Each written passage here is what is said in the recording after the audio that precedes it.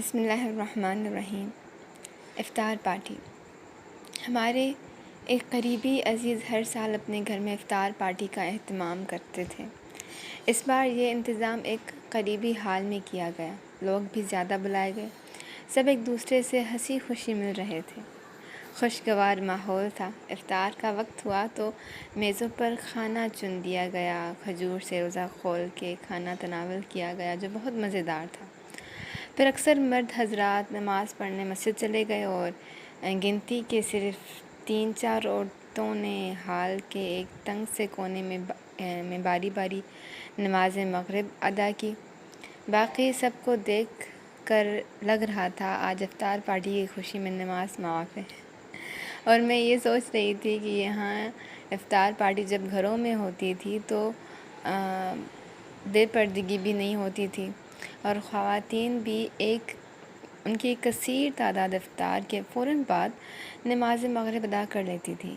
پورا کمرہ نمازی عورتوں سے بھرا ہوتا تھا، مگر آج اکثریت نے اپنے آپ کو نماز سے بری الذمہ سمجھ لیا ہے، گویا ہال میں آ کر نماز معاف ہو گئی۔ گھر میں خواتین آتی تھیں تو زیادہ تر سادے حلیے میں ہوتی تھیں، مگر ہال میں آنے کے لیے تو اکثر نے خوب اچھے کپڑے اور میک اپ کر رکھا تھا۔ اچھے کپڑے پہننے اور میک اپ کرنے میں تو کوئی حرج نہیں، مگر یہاں پردے کا کوئی بندوبست نہیں تھا۔ تیار شدہ خواتین ہال میں آزادانہ گھومتی، خوش گپیاں کر رہی تھیں اور اللہ کے غضب کو دعوت دے رہی تھیں۔ نمازیں قضا ہوئیں وہ الگ، بے پردگی کے گناہ الگ، دو کبیرہ گناہ ایک ساتھ جمع ہو گئے۔ انا للہ و انا الیہ راجعون۔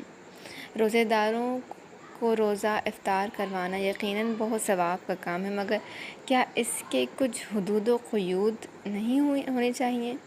ایک مستحب عمل کرنے کے لیے فرائض کی ایسی ہی توقیری سمجھ میں نہ آنے والی چیز ہے۔ اگر جو روزہ افطار کروانا اللہ کے لیے ہے تو اللہ کی بنائی ہوئی حدود و قواعد کا خیال رکھنا چاہیے، ورنہ نیکی برباد گناہ لازمی والی مثال ہوگی۔ حال میں افطار پارٹی رکھنے ہیں تو پردے کا بھی اہتمام ہونا چاہیے، اور نماز کے لیے بھی کوئی جگہ مخصوص ہونی چاہیے۔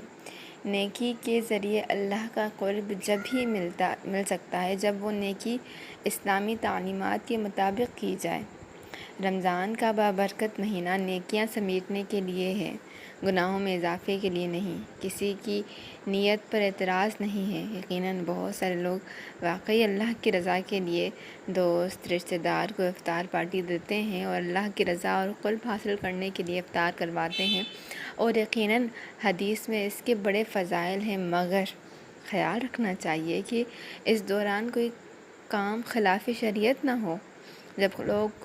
جب لوگوں کو افطار پر مدعو کیا جائے تو ان کی نمازوں اور پردے کا خصوصی دھیان رکھا جائے۔ کوئی بھی بڑا کام کرنے سے پہلے اس کی صحیح منصوبہ بندی کرنی چاہیے۔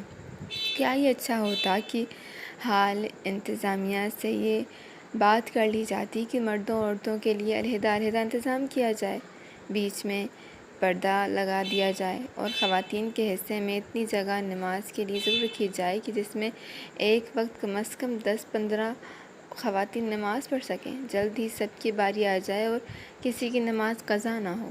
جب اللہ تعالیٰ کی رضا کے لیے کھانے پر اتنا روپیہ خرچ کر ہی لیا ہے تو کچھ مناسب بندوبست اللہ کے دین کی سربلندی کے لیے بھی ہونا چاہیے۔ تھوڑی رقم زیادہ خرچ ہو جائے شاید، مگر اللہ کے حکم ٹوٹنے سے بچ جائیں گے۔